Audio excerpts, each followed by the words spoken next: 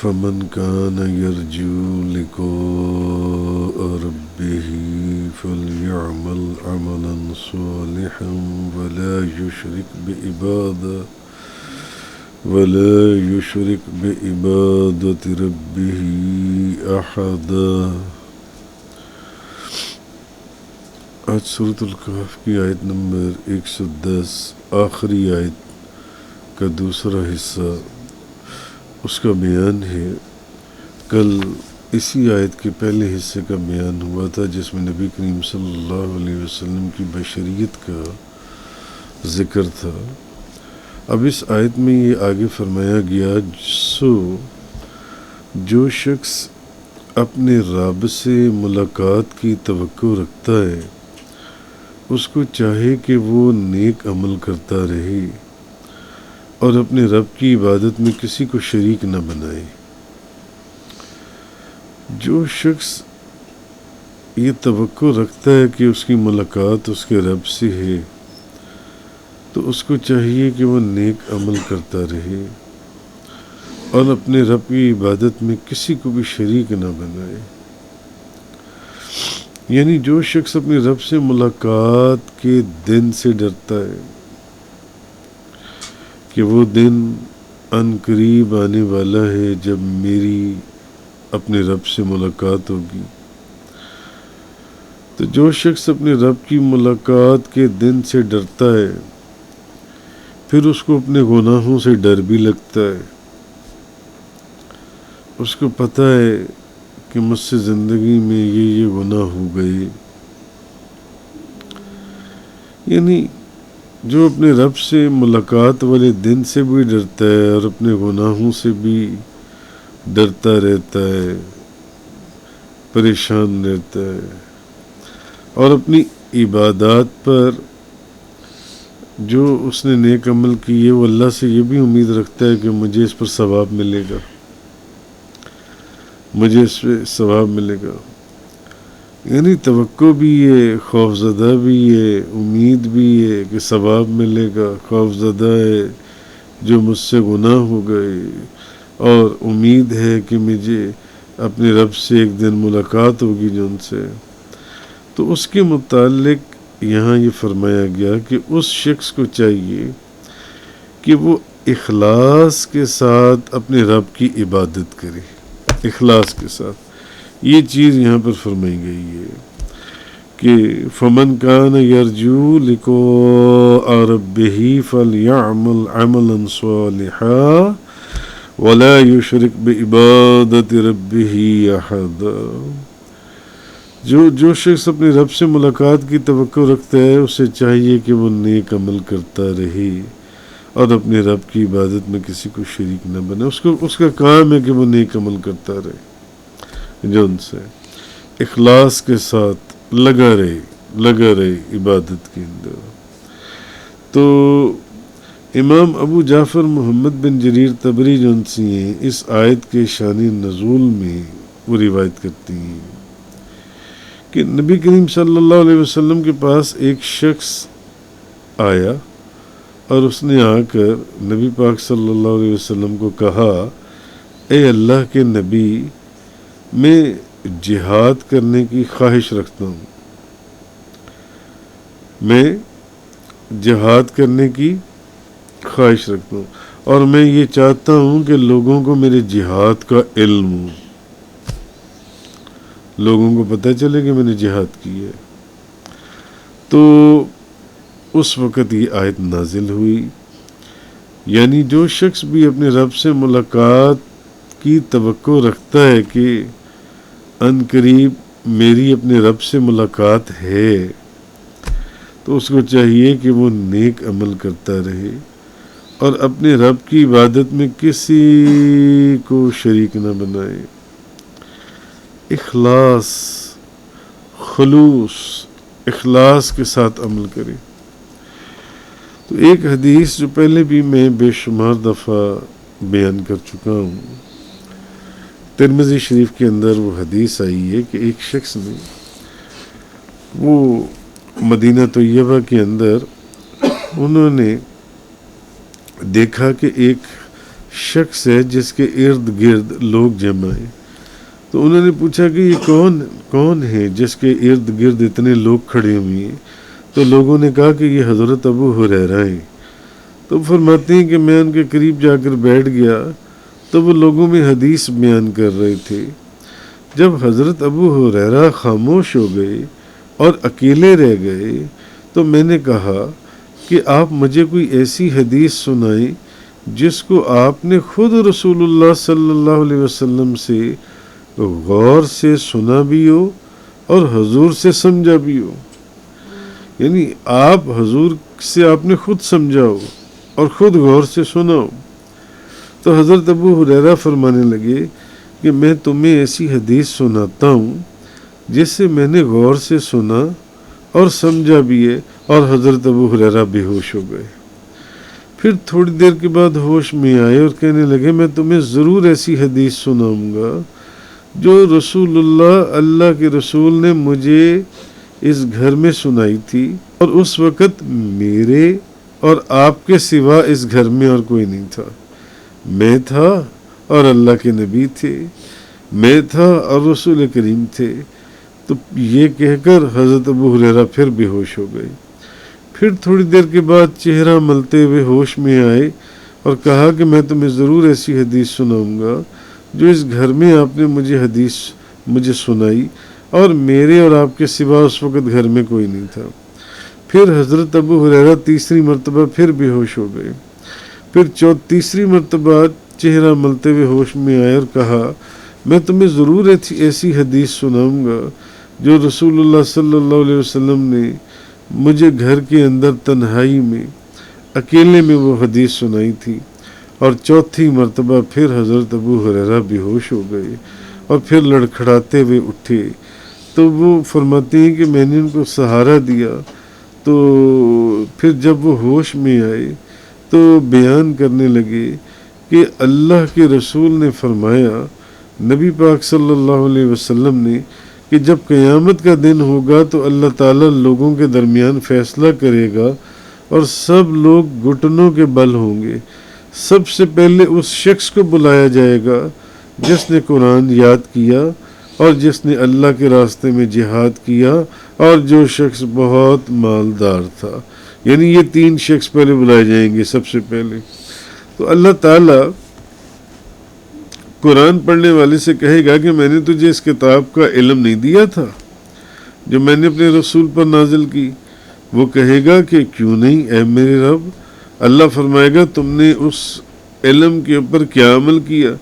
وہ کہے گا کہ میں تو سارا رات قرآن پڑھتا تھا، سارا دن قرآن پڑھتا تھا، میں تو قرآن پڑھتا تھا، پڑھاتا تھا. اس طرح وہ اس کا مفہوم نکلتا ہے. تو اللہ فرمائے گا تم جھوٹ بولتے ہو، اور تمام فرشتے کہیں گے کہ تم نے جھوٹ بولا، تم جھوٹ بولتے ہو. اللہ فرمائے گا کہ تم قرآن پڑھتے تھے، پڑھاتے تھے صرف اس لیے کہ لوگ کہیں گے کہ یہ قرآن پڑھتا ہے، یہ تو بہت بڑا قاری ہے، یہ تو بہت بڑا قاری ہے جو ان سے، تو یہ تو بڑا زبردست قرآن پڑھتا ہے. پھر اس مالدار کو لایا جائے گا تو اللہ فرمائے گا کہ کیا میں نے تمہیں مال نہیں دیا تھا، یہاں تک کہ تمہیں کسی کا محتاج نہیں رکھا تھا؟ وہ کہے گا کیوں نہیں اے میرے رب. اللہ فرمائے گا کہ میں نے تمہیں جو کچھ دیا تھا تم نے اس پر کیا عمل کیا؟ تو وہ کہے گا کہ میں رشتہ داروں سے نیک سلوک کرتا تھا، میں تو صدقہ کرتا تھا، لوگوں کو دیتا تھا، کسی کو مشکل ہوتی تھی تو اس کو پکڑا دیتا تھا. اللہ کہے گا، اللہ تعالیٰ فرمائے گا کہ تم جھوٹ بولتے ہو، اور فرشتے بھی کہیں گے کہ تم جھوٹ بولتے ہو.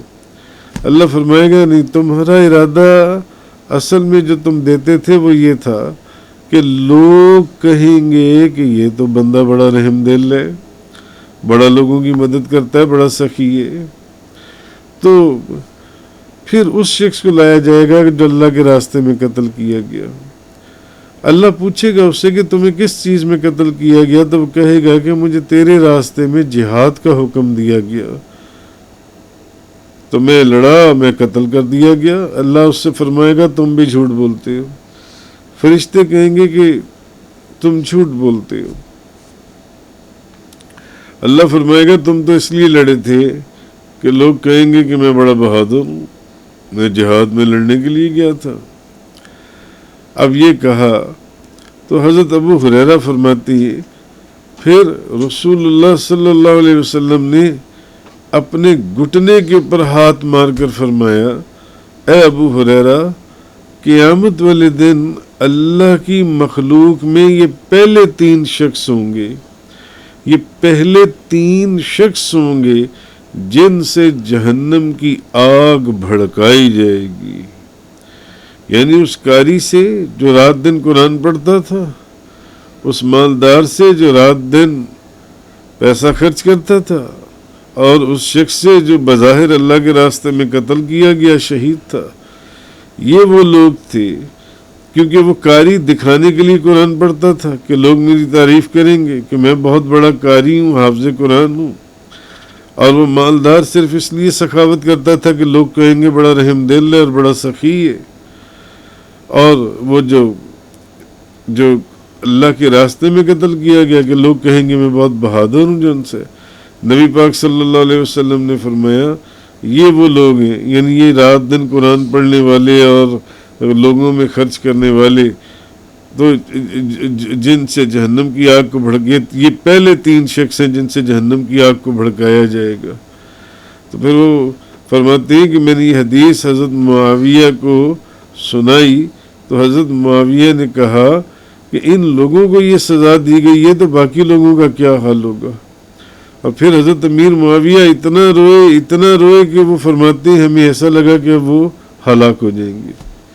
یہ حدیث سن کر اتنا روئے کہ اگر ان لوگوں کو سزا دی گئی ہے، ان لوگوں کو، تو پھر باقی لوگوں کا کیا حال ہے. یہ وہ لوگ تھے جو رات دن لوگوں کے اندر پیسے خرچ کرتے تھے، جو رات دن قرآن پڑھتے تھے، جو بظاہر جہاد میں جا کر قتال کرتے تھے اور بظاہر شہید ہو جاتے تھے. یہ وہ لوگ تو اصل چیز یہ ہے کہ اخلاص کیا ہے. جس چیز میں کسی دوسری چیز کی ملاوٹ نہ ہو اس کو اخلاص کہتے ہیں. وہ خالص، اس کو خالص کہیں گے. اور جس چیز میں کسی چیز کی ملاوٹ کر دی جائے اس کو خالص نہیں کہیں گے، وہ خالص نہیں کہلائے گا جن سے. تو نبی کریم صلی اللہ علیہ وسلم کو جبریل علیہ السلام نے خبر دی کہ اللہ نے فرمایا اخلاص میرے اسرار میں سے ایک سر ہے. اخلاص جو ہے یہ میرے اسرار، میرے رازوں میں سے ایک راز ہے. میں اپنے بندوں میں سے جس کو محبوب رکھتا ہوں اس کے دل میں اس کو رکھ دیتا ہوں. خالص پن جو ہے، خالص پن، اخلاص، یہ اللہ کے رازوں میں سے ایک راز ہے. اللہ نے فرمایا جس کو میں اپنا محبوب رکھتا ہوں اس کے دل میں اس اخلاص کو رکھتا ہوں. جس کو میں اپنا محبوب سمجھتا ہوں جن سے. تو اور حضرت ذوالنون نے فرمایا کہ اخلاص کی 3 علامتیں ہیں کہ اس کے نزدیک عام لوگوں کی مدح اور مذمت برابر ہو. جو عام لوگ ہیں وہ اگر اس کی تعریف کریں یا برائی کریں اس کے لیے ایک برابر ہو عام لوگوں کی. اور وہ اپنے اعمال کو بھول جائے، جو نیک کام وہ کرتا ہے یا جو اس اعمال کرتا ہے وہ اس کی نظر میں نہ ہو کہ میں یہ نیک کام کرتا ہوں. اور تیسرا یہ کہ آخرت میں ثواب کی طلب کو بھی بھول جائے. یہ لالچ نہ ہو کہ یہ جو میں نے عمل کیا ہے یہ آخرت میں جان سے مجھے اس پر ثواب ملے گا. تب ان کے نزدیک وہ اخلاص کی تعریف میں مکمل اترتا ہے. تو حضرت معاذ بن جبل رضی اللہ تعالی عنہ بیان کرتے ہیں کہ جب انہیں یمن کی طرف بھیجا گیا تو انہوں نے کہا یا رسول اللہ مجھے نصیحت کیجیے. تو تو حضور نے حضرت معاذ کو ایک نصیحت یہ بھی کی تھی کہ تم عبادت کرو تو اخلاص کے ساتھ کرو، عبادت کرو اخلاص کے ساتھ کرو، کیونکہ تمہیں عمل قلیل بھی کافی ہوگا۔ اگر تم اخلاص کے ساتھ عبادت کرو گے تو نہایت مختصر سا عمل بھی تمہارے لیے کافی ہے، اخلاص کے ساتھ۔ فار ایگزامپل، ایک بندہ درود شریف پڑھتا ہے، وہ تسمیہ نہیں پڑھتا، وہ 10 دفعہ درود شریف پڑھ لیتا ہے، مگر نہایت محبت کے ساتھ، نہایت اخلاص کے ساتھ، نہایت خلوص کے ساتھ، نہایت توجہ کے ساتھ، پاکیزگی کے ساتھ، محبت کے ساتھ درود پڑھتا ہے۔ اس کو اس چیز سے غرض نہیں ہے کہ اس کو کوئی دیکھ رہا ہے کہ وہ کتنی تسمیہ نکالنے لگا ہوا ہے، یا اس کو کوئی دیکھ رہا ہے کہ وہ تسمیہ پر تسمیہ نکالنے لگا ہوا ہے درود شریف کی جان سے، یا فلاں ذکر کی تسمیہ پر تسمیہ نکالنے لگا ہوا ہے۔ نہیں، اگر اس کے وجود میں اخلاص ہے، اس کو اس چیز سے کوئی مطلب نہیں کہ مجھے کوئی دیکھ رہا ہے یا نہ دیکھے، مجھے اس کا ثواب ہوگا یا نہیں ہوگا، آخرت میں مجھے اس کا ثواب ملے گا یا نہیں ملے گا۔ تو نبی اس کا 10 مرتبہ درود شریف پڑھنا،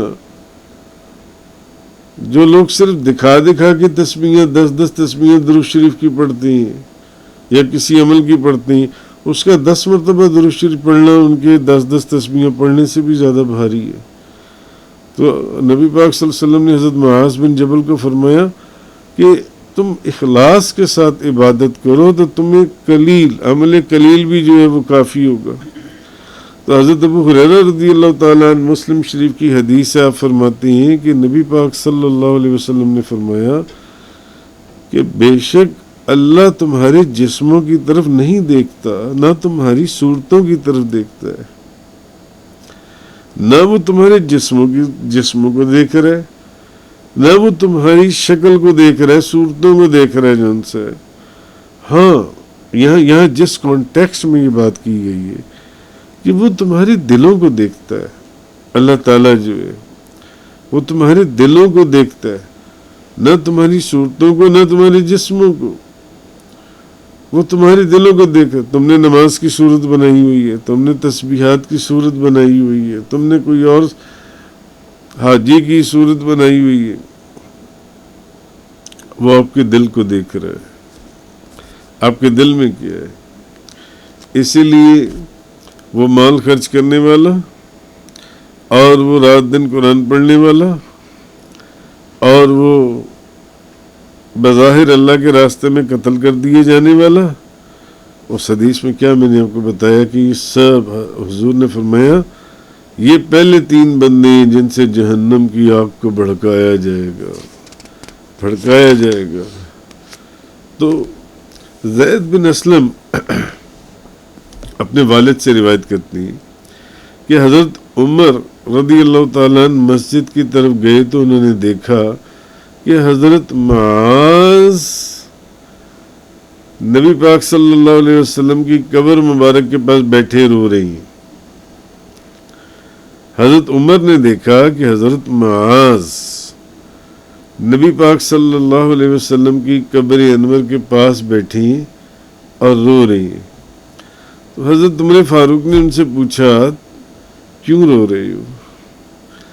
انہوں نے کہا میں نے نبی پاک صلی اللہ علیہ وسلم سے یہ حدیث سنی ہے، یعنی وہ دور بھی تھا جب وہ حضور سے خود سنتے تھے بالمشافہ، اور آج وہ حضور کے سامنے، آج وہ حضور کی قبر انور کے پاس بیٹھی ہوئی ہیں اور رو رہی ہیں اور یاد کر رہی ہیں کہ میں نے حضور سے یہ بات خود سنی تھی اپنے کانوں سے۔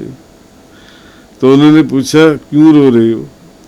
انہوں نے کہا میں اللہ کے رسول، میں نے نبی پاک صلی اللہ علیہ وسلم سے یہ حدیث سنی تھی کہ تھوڑا سا جو ریا ہے نا، تھوڑا سا ریا، اخلاص جس میں نہیں ہے، خلوص نہیں ہے، کہ تھوڑا سا جو ریا ہے، دکھاوا، وہ بھی شرک ہے، تھوڑا سا۔ اور آگے حضور نے فرمایا تھا جس نے اولیاء اللہ سے عداوت رکھی اس نے اللہ سے اعلان جنگ کر دیا. جو شخص اولیاء اللہ سے عداوت رکھے اس شخص نے اللہ سے اعلان جنگ کر دیا. اللہ تعالیٰ نیک اور متقی لوگوں سے محبت کرتا ہے جو چھپ کر رہتے ہیں. اللہ ان سے محبت کرتا ہے جو چھپ کر رہتے ہیں. نیک متقی چھپے ہوئے لوگ اگر وہ غائب ہو جائیں یعنی وہ ایسے لوگ ہیں جن کو کوئی پہچانتا ہی نہیں کہ ان کو کوئی تلاش کرے گا, اور اگر وہ حاضر ہو تو تب بھی وہ ایسی حالت یا کیفیت میں ہوتے ہیں کہ ان کو کوئی پہچانتا ہی نہیں ہے. حدیث کا مفہوم تو ان کے دل ہدایت کے چراغ ہیں, وہ ہر گرد آلود اندھیرے سے نکل جاتے ہیں. یہ وہ لوگ ہیں. یعنی حضرت معاذ نے فرمایا جب حضرت عمر فاروق نے پوچھا کہ نبی پاک صلی اللہ علیہ وسلم کی قبر کے پاس بیٹھ کر کیا کر رہی ہو, تو حضرت معاذ نے فرمایا تم کیوں رو رہے ہو, یہاں پر کیوں رو رہے ہو؟ انہوں نے کہا کہ میں نے حضور سے یہ حدیث سنی تھی کہ تھوڑا سا ریا جو ہے وہ بھی شرک ہے. آپ کے جس عمل کے اندر اخلاص نہیں ہے, ہلکا سا دکھاوا بھی اگر آ گیا تو وہ شرک ہے. میں اس لیے رو رہا ہوں اور میں نے یہ بات نبی پاک صلی اللہ علیہ وسلم سے خود سنی تھی. اسی لیے حضرت ابو ہریرہ نے فرمایا نا کہ نبی پاک صلی اللہ علیہ وسلم نے فرمایا اللہ تمہارے جسموں اور تمہاری شکلوں کو نہیں دیکھتا, وہ تو تمہارے دلوں کو دیکھتا ہے, دلوں کو. اس لیے بھلے عمل قلیل کر لو, چھوٹا عمل کر لو, وہ تمہیں زیادہ فائدہ دے گا بڑے عمل کی بنسبت جن سے. اس چھوٹے عمل میں اخلاص ہو, خلوص ہو جن سے. تو اخلاص اور خلوص والا عمل وہی ہے جس میں کوئی ملاوٹ نہ ہو, جن سے جس میں کوئی ملاوٹ نہ ہو. تو یہ چیز اللہ تبارک و تعالیٰ نے اس آیت کے اندر ارشاد فرمائی کہ جو شخص اپنے رب سے ملاقات کی توقع رکھتا ہے اس کو چاہیے کہ وہ نیک عمل کرتا رہے, نیک عمل کرتا رہے. یعنی دکھاوے کے پیچھے نہ جائے کہ میرا یہ عمل کوئی دیکھ لے کہ میں نیک عمل کرتا ہوں, اور اپنے رب کی عبادت میں کسی کو شریک نہ بنائے. تفسیر قرآن کا یہ لیکچر انگلش میں سننے کے لیے براہ کرم ڈسکرپشن میں موجود لنک پر کلک کریں.